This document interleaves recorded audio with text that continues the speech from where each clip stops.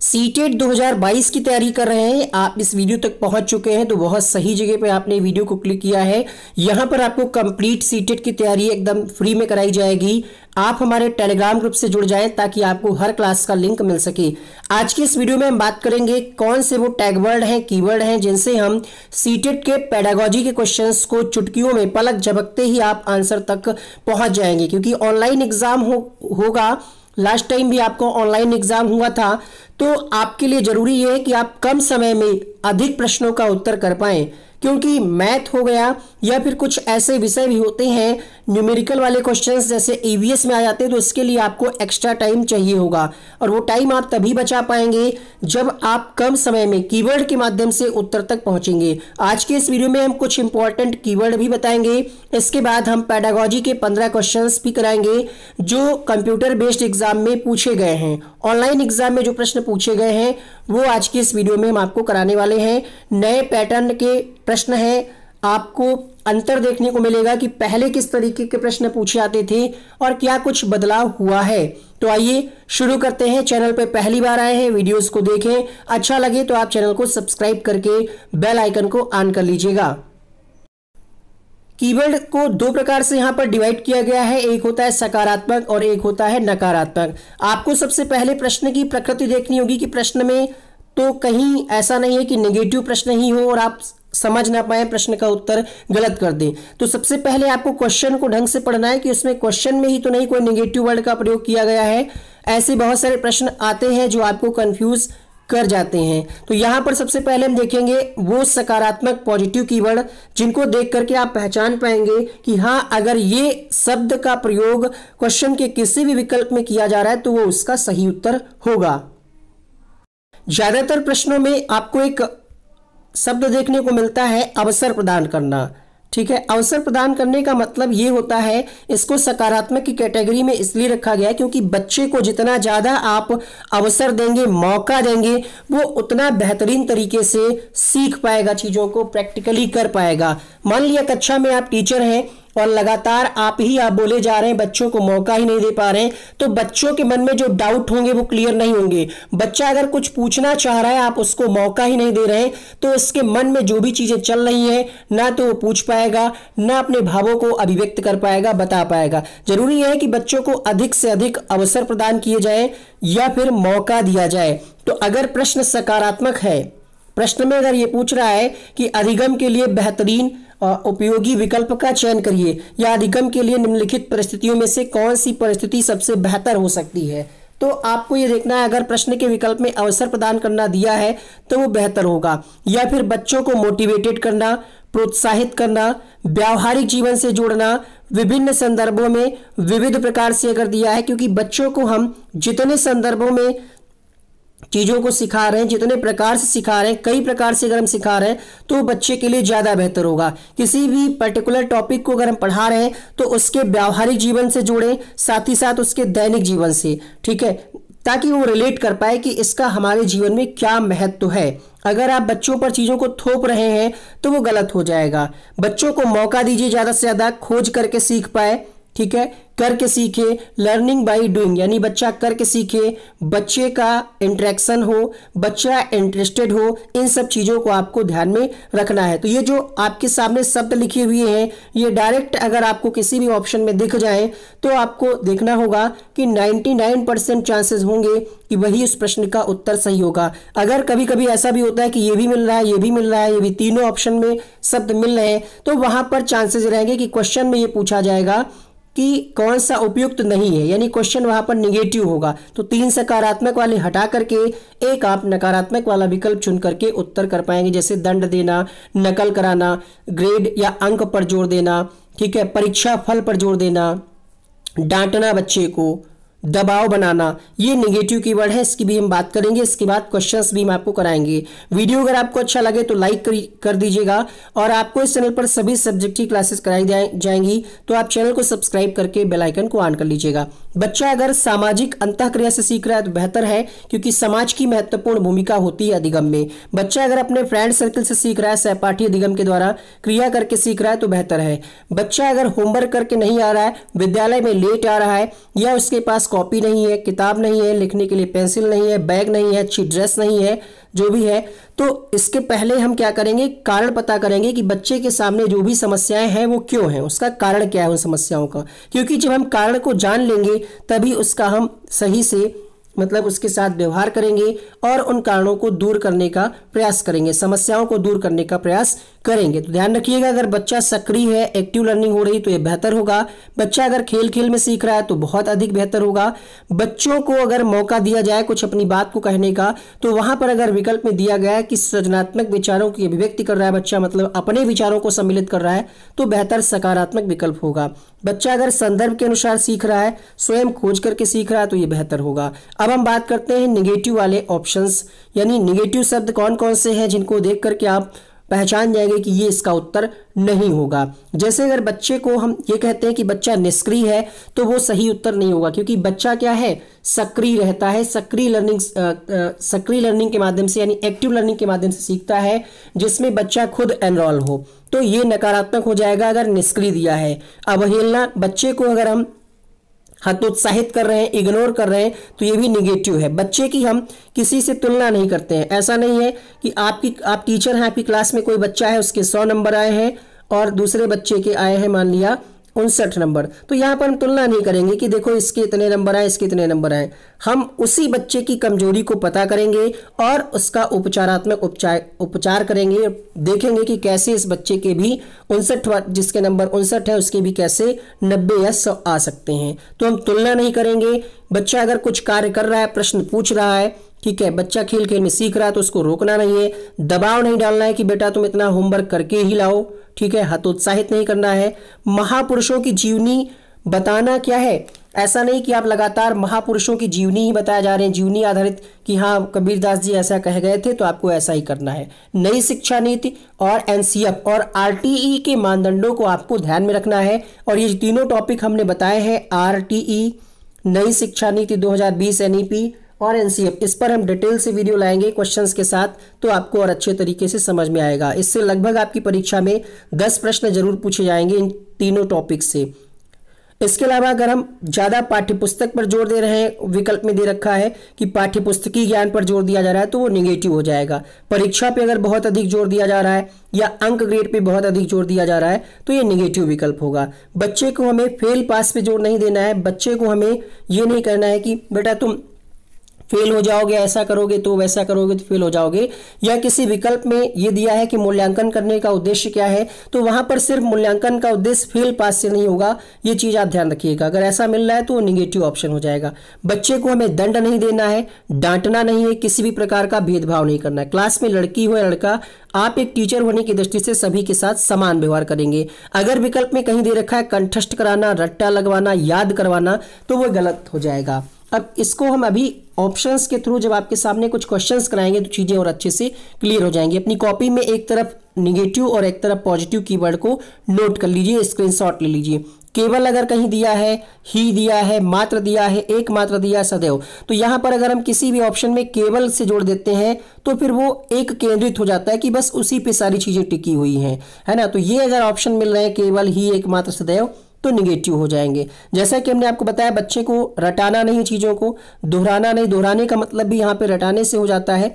याद करना, रटना, स्मरण करना, ये निगेटिव है। बच्चे को किसी भी प्रकार का लालच नहीं देना है, उपेक्षा नहीं करनी है कि अगर बच्चा कोई काम कर रहा है तो आप इसको इग्नोर कर रहे हैं या फिर आप उसको डीमोटिवेट कर रहे हैं, ठीक है, तो उपेक्षा नहीं करनी है। बहुत ज़्यादा नियंत्रण नहीं रखना है कि आप बिल्कुल बच्चे पे बहुत सारे नियम लगाए दे रहे हैं कि ऐसा करना है, आपको इतने बजे आना है, इतने बजे जाना है, ये काम करके आना है। अगर आप कक्षा में बहुत अधिक नियंत्रण रखेंगे तो बच्चा सीख नहीं पाएगा, अपने डाउट्स को क्लियर नहीं कर पाएगा, अपनी समस्याओं को आपके समक्ष नहीं रख पाएगा। बहुत ज़्यादा अगर भाषा के प्रश्न है तो उसमें व्याकरण पे ज़्यादा जोर नहीं देना है। ज्योतिष आधारित कथन कि भगवान चाहेंगे तो हम पास हो जाएंगे, अगर ऐसा कहीं कथन दिया है तो वो गलत हो जाएगा, क्योंकि भगवान के चाहने से आप पास नहीं होंगे, पास तभी होंगे जब पढ़ेंगे। कई बार क्वेश्चंस के विकल्प में ऐसा दे दिया जाता है कि अधिगम क्या है, अधिगम भगवान पर आधारित है, भगवान चाहेंगे तो हम सीख जाएंगे, भगवान चाहेंगे तो हम पास हो जाएंगे। अगर ऐसे ऑप्शन में कथन दे रखे हैं तो वो गलत है। त्रुटि क्या है, त्रुटि क्या है, तो त्रुटि मतलब अधिगम का हिस्सा है। गलती अगर बच्चा कर रहा है इसका मतलब है उस गलती से कुछ ना कुछ सीख रहा है, बच्चे का कॉन्सेप्ट क्लियर हो रहा है, क्योंकि जब तक हम गलती नहीं करते हैं तब तक सीख नहीं पाते हैं। तो ये हो गया। इसके अलावा जैसे आपसे प्रश्न पूछा जाता है कि पोर्टफोलियो क्या है, तो पोर्टफोलियो में बच्चे का जो समस्त डेटा होता है, क्रमिक प्रगति का लेखा जोखा होता है, वो पोर्टफोलियो में रखा जाता है। इसके अलावा एक प्रश्न आता है वाइगोत्स्की से, तो वाइगोत्स्की जो है वो सामाजिक अंतःक्रिया पर जोर देते हैं, ठीक है, मदद के द्वारा बच्चे को सिखाने पर जोर देते हैं। जबकि जीन पियाजे क्या मानते हैं, जीन पियाजे का ये कहना है कि बच्चे नन्हे मनोवैज्ञानिक हैं, ज्ञान की संरचना का निर्माण स्वयं करते हैं, ऐसा बच्चे को कहा गया है जीन पियाजे के द्वारा। क्लियर हुई बात। अब यहाँ पर क्वेश्चन देखिएगा जो सीबीटी एग्जाम में पूछे गए हैं, जो आपकी परीक्षा ऑनलाइन हुई थी उसी के क्वेश्चन है, ठीक है, क्योंकि बहुत सारे यूट्यूब चैनल पे हमने देखा है कि ऐसी ऐसी चीज़ें पढ़ाई जा रही जिसका सीटेट से लेना देना नहीं है, प्रायोरिटी नहीं है। तो हम आपको वही चीज़ें पढ़ाएंगे जो आपके सिलेबस के हिसाब से हो, नए पैटर्न पे हो, ये चीज़ें हम आपको कराएंगे। एक वीडियो में हमने लास्ट टाइम 2011 से 2020 तक सारे पेपर को हल कराया था।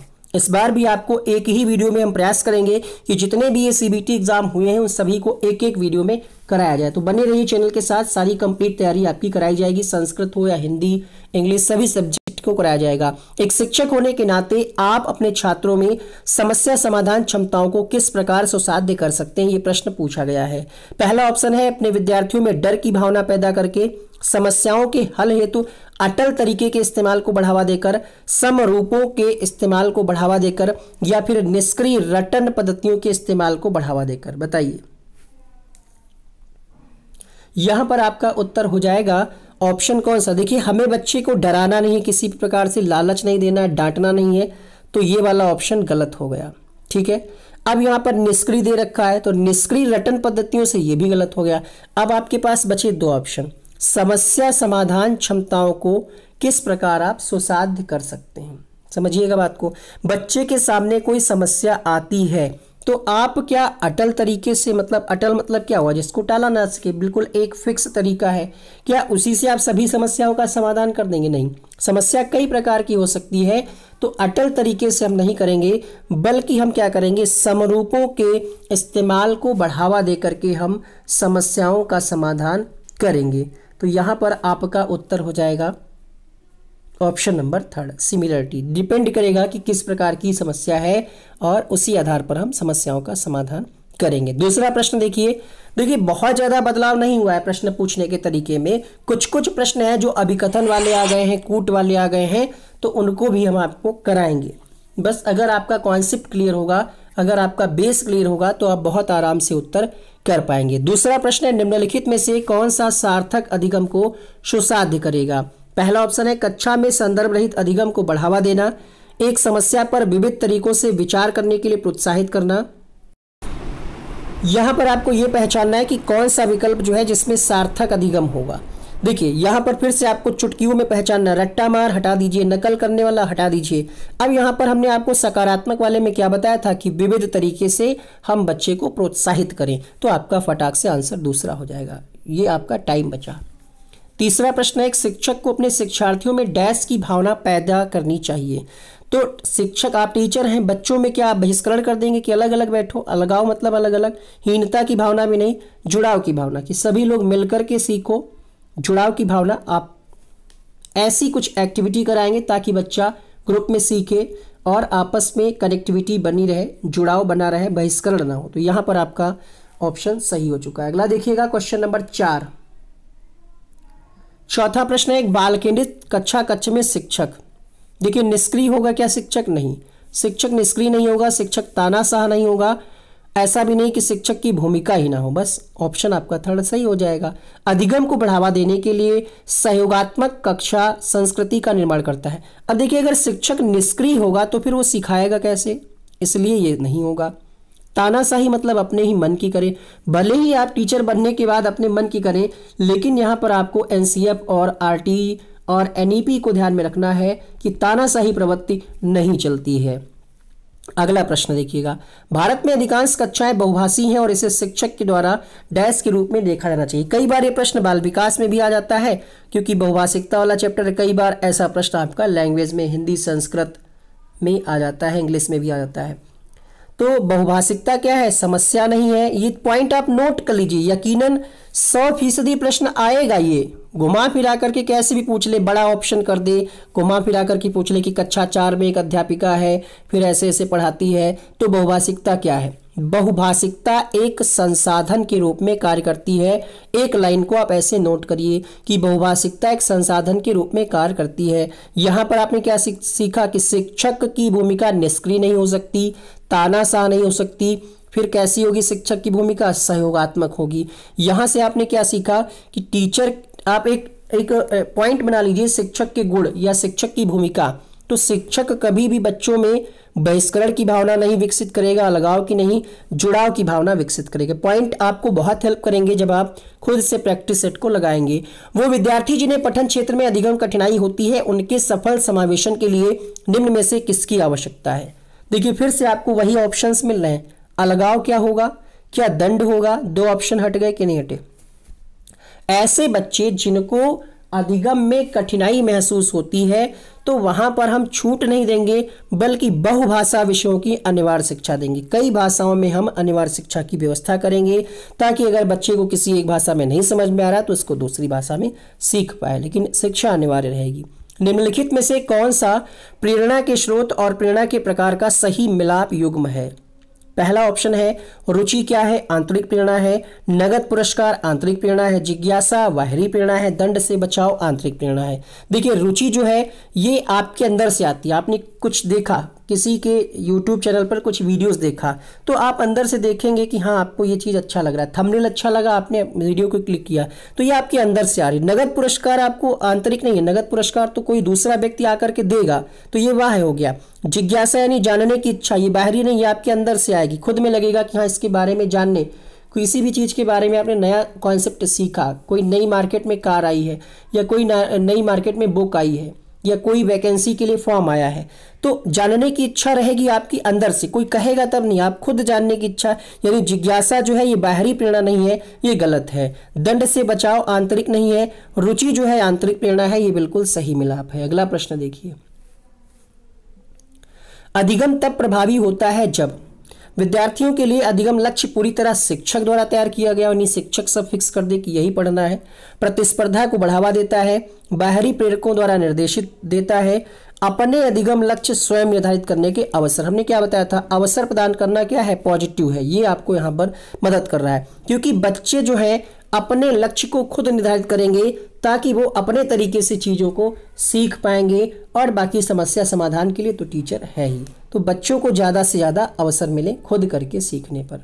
अगला प्रश्न है, जब छात्र एक व्यवहार को अवलोकन द्वारा सीखते हैं तो इस प्रक्रिया का पहला चरण क्या होगा। जब बच्चा व्यवहार के द्वारा सीख रहा है तो क्या होगा, अपने द्वारा अनुकरण किए गए व्यवहार का आकलन, व्यवहार को दोहराना और अभ्यास करना, प्रतिमान की क्रियाओं को याद रखना। क्वेश्चन नंबर 9 के लिए क्या आंसर हो जाएगा, अवलोकन द्वारा सीखते हैं तो इसका प्रथम चरण क्या होगा। सबसे पहले जरूरी होगा कि जिस भी टॉपिक के बारे में आप सीख रहे हैं अवलोकन ऑब्जर्वेशन मेथड से, उस पर आपका ध्यान केंद्रित हो। जब ध्यान केंद्रित होगा तो आप उसके सभी परिप्रेक्ष्यों को ध्यान में रख करके सीख पाएंगे। ऐसा नहीं कि आपका ध्यान कहीं और है और आप सीख रहे हैं, तो यहाँ पर गलत हो जाएगा। ऑप्शन यहाँ पर फर्स्ट सही होगा। ठीक है, आगे बढ़ेंगे क्वेश्चन नंबर 10 के लिए। एक प्रगतिशील स्कूल में दी गई शिक्षा बच्चों को डैश बनाती है, निष्क्रिय अन्वेषक, सक्रिय अन्वेषक, निष्क्रिय अनुयायी या फिर सक्रिय अनुयायी। तो प्रगतिशील शिक्षा जो होती है, ठीक है, प्रगतिशील शिक्षा का कॉन्सेप्ट आपने पढ़ा होगा, किसके द्वारा दिया गया, जॉन ड्यूवी का नाम आता है। निष्क्रिय गलत हो जाएगा, सक्रिय अन्वेषक होगा, क्योंकि बच्चे क्या हैं, बच्चे खोज के माध्यम से सीखते हैं, तो यहाँ पर आपका दूसरा विकल्प सही हो जाएगा। क्वेश्चन नंबर 11 देखिएगा, कक्षा में व्यक्तिगत विभिन्नताओं को संभालने हेतु एक प्राथमिक शिक्षिका को निम्नलिखित में से क्या करना चाहिए। विद्यार्थियों को अधिगम के विविध अवसर, सभी के लिए समान पाठ्यक्रम। देखिए अब यहाँ पर कैसे आपको देखना है, अवसर आपको मिल गया लेकिन फिर भी 3 ऑप्शन चेक कर लेने हैं। दंडित करना गलत हो जाएगा, मानक परीक्षण करना गलत हो जाएगा। उत्तर क्या होगा यहाँ पर? अब यहाँ पर सभी के लिए आप समान पाठ्यक्रम कर रहे हैं, तो बहुत सारे बच्चे होते हैं अलग अलग टाइप से, मतलब व्यक्तिगत विभिन्नता का भी एक चैप्टर आपने पढ़ा होगा। एक तरीके से बच्चा नहीं सीखता है। किसी को एग्जाम्पल के तौर पे हम ये बता दें कि किसी को मान लिया बुक से पढ़ना पसंद है तो कोई यूट्यूब पे आकर के पढ़ लेता है। इसी तरीके से बच्चे भी होते हैं जो प्राथमिक स्तर के बच्चे होते हैं, कई बच्चे खेल खेल में सीख लेते हैं। समान पाठ्यक्रम और अधिगम की गति भी आप निर्धारित कर दें तो हर बच्चा अपने आप में विशिष्ट होता है, तो अधिगम की गति निर्धारित करना क्या हो जाएगा? गलत हो जाएगा। तो ये भी आपका गलत है। अर्थात जरूरी ये है कि हम क्या करें, विविध अवसर, ज़्यादा से ज़्यादा बच्चों को अवसर उपलब्ध कराएं। अगला प्रश्न देखिएगा, क्वेश्चन नंबर 12, कक्षा में सकारात्मक अधिगम माहौल निर्मित करने के लिए क्या मददगार रहेगा? कक्षा में सकारात्मक अधिगम आपको बनाना है तो क्या आप समान अवसर देंगे, अटल समूह बनाएंगे? केवल वाला ऑप्शन ने बताया था कि निगेटिव होगा, क्योंकि केवल का मतलब होता है कि सिर्फ उच्च उपलब्धि जो टॉप कर रहे हैं उन्हीं बच्चों पर ध्यान दिया जाएगा, बाकी बच्चों पर नहीं। तो ये गलत हो गया। अंक पे हमें ज़्यादा जोर देना नहीं है, तो हम क्या करेंगे, सभी विद्यार्थियों को सहभागिता के लिए समान अवसर देंगे, प्रत्येक बच्चा सीखेगा। अटल मतलब एक फिक्स आपने समूह बना लिया, योग्यता आधारित की जो 50 नंबर वाले हैं, मतलब 100 में जिनके 90 नंबर है उनका अलग ग्रुप रहेगा, जिनके 50 प्लस नंबर है अलग ग्रुप। तो योग्यता आधारित अटल समूह बना रहे, गलत है, टीचिंग की परिप्रेक्ष्य से गलत है। ठीक है, ध्यान दीजिए, लेकिन केवल उच्च उपलब्धि वाले नहीं, सभी पर आपको ध्यान रखना है। तो ये भी गलत हो गया। सिर्फ अंक पे जोर नहीं देना है, हमें समान अवसर पर जोर देना है। पहला ऑप्शन सही हो जाएगा। एक प्रभावशाली अध्यापिका होने के लिए क्या महत्वपूर्ण है? समूह गतिविधि के बजाय व्यक्तिगत अधिगम पर जोर देना। यहाँ पर लास्ट के 2 प्रश्न हमने रखे हैं आपके प्रीवियस एग्जाम से, यानी जो ऑफलाइन परीक्षा होती थी। तो बस ये दिखाने के लिए रखें कि अंतर बहुत ज़्यादा नहीं, आपको घबराना नहीं है। बस थोड़ा सा आपको कंप्यूटर का बेसिक नॉलेज हो कि आप माउस को वहाँ पर चला पाएँ, जो बबल्स हो उसको टिक करके भर पाएँ, इतनी जानकारी आपको होनी चाहिए। एक प्रभावशाली अध्यापिका होने के लिए यह महत्वपूर्ण है। देखिए, यहाँ पर आपसे ये कहा जा रहा है कि अनदेखी आप कर रहे हैं तो इग्नोर कर रहे हैं, ये गलत हो गया। उत्तर लिखाने पे जोर दे रहे हैं मतलब कॉपी हो रहा है, नकल हो रही है, ये भी गलत हो गया। जरूरी ये होगा कि हम प्रत्येक बच्चे के संपर्क में रहें। समूह गतिविधि भी जरूरी है, व्यक्तिगत अधिगम भी जरूरी है। ऐसा नहीं कि हम समूह के बजाय बच्चे पे ध्यान दे रहे हैं। बच्चे को समूह, कुछ चीज़ें ऐसी होती हैं जो समूह में ही हम सिखा सकते हैं, ग्रुप में ही सिखा सकते हैं। जैसे लीडर की भावना का विकास करना है तो हमें ग्रुप की आवश्यकता होगी, तो ये गलत हो गया। अनदेखी करना गलत है, ये भी गलत है। प्रत्येक बच्चे के संपर्क में रहना। शिक्षण अधिगम प्रक्रिया में वंचित समूह में संबंधित विद्यार्थियों के द्वारा सहभागिता कम होने की स्थिति में एक शिक्षक को क्या करना चाहिए? मतलब ये है कि अधिगम प्रक्रिया चल रही है, वंचित समूह में संबंधित विद्यार्थियों के द्वारा सहभागिता कम हो रही है, तो हम ये कह दें कि विद्यालय बेटा छोड़ दो, नहीं। स्वीकार कर लेना भी गलत है। हमें यहाँ पर ज़रूरी ये होगा कि हम अपनी शिक्षण पद्धति पर विचार करें कि ऐसा तो नहीं हम बच्चों के अनुरूप चीज़ों को नहीं करा पा रहे हैं, कहीं ना कहीं मिस्टेक हो रही है, या टीचिंग को हम कैसे इंटरेस्टिंग बनाएं, इसके लिए हम सहभागिता में सुधार करने के लिए नए तरीके ढूंढें। मतलब उन तरीकों का प्रयोग हम करें अपनी टीचिंग में कि बच्चा ना चाहते हुए भी क्लास में बैठे और चीज़ों को समझे, सीखे, उसका इंटरेस्ट बने। इंटरेस्टिंग वे में हम सिखाएं बच्चों को। अनेक घटनाओं के बारे में बच्चों के द्वारा बनाए गए सहजानुभूत सिद्धांतों के संदर्भ में एक शिक्षिका को क्या करना चाहिए? देखिए, यहाँ पर अनदेखा करना, दंडित देना, याद करना, तीनों गलत है। सही क्या हो जाएगा? चौथा ऑप्शन। इस तरीके से आपको टाइम बचाना है। ये प्रश्न आपके लिए रहेगा होमवर्क, इसका उत्तर आप लोग कमेंट बॉक्स में दीजिएगा। वीडियो को रोकिए और क्वेश्चन को पढ़िए, और उत्तर में आप सभी लोग कमेंट में ऑप्शन लिखिएगा कि होमवर्क का आंसर ये है। ये वीडियो आपको कैसा लगा कमेंट बॉक्स में लिखिएगा। इस क्लास का पीडीएफ आपको हमारे टेलीग्राम ग्रुप पे मिल जाएगा। टेलीग्राम से जुड़ने का तरीका एक वीडियो में हमने बता रखा है, जो यहाँ पर लगा हुआ है। क्लिक करिए और देखिए। यहाँ पर सीटेट की एक और क्लास हमने लगा दी है, इसको आप क्लिक करिए और देखिए। ये वीडियो आपको कैसा लगा कमेंट बॉक्स में अपने फीडबैक जरूर दीजिएगा। ऐसी ही क्लासेस के लिए चैनल को सब्सक्राइब कर लीजिए और बेल आइकन को ऑन कर लीजिए।